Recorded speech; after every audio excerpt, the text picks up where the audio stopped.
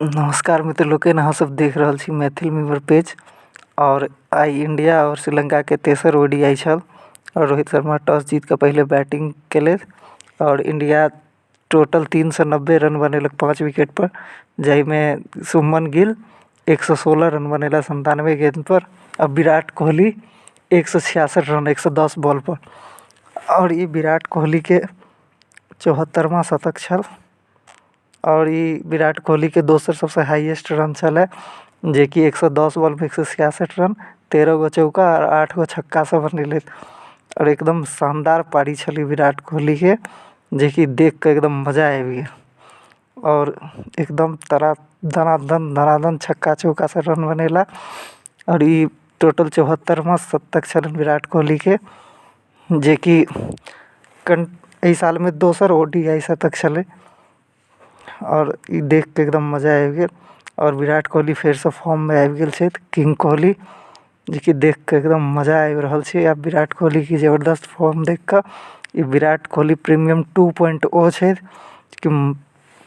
और ये जे छे से ओडीआई जीत में सबसे ज़्यादा शतक विराट कोहली के भ गेलन, जे कि 37 गो छे।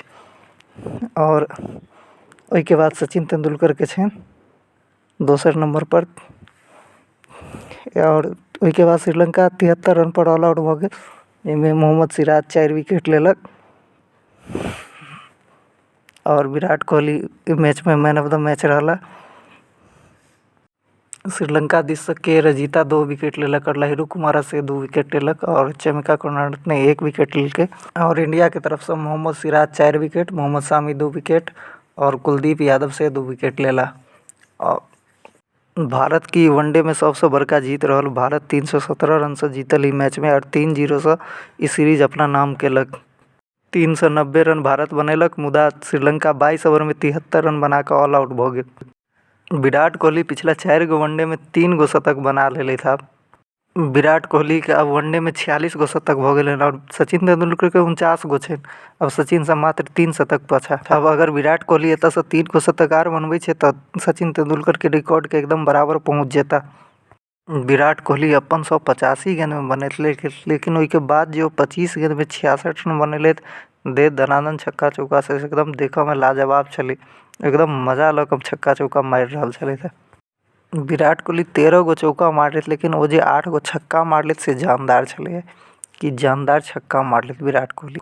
एगो फिर से दिखेले कि किया उनका किंग कोहली कहल जाए छे और कई तरह खेल कर दिखेले था एकदम शानदार विराट कोहली। चलो अब वहाँ से हम विदा ली और कमेंट में बताएं जे केहन लागल वीडियो। धन्यवाद।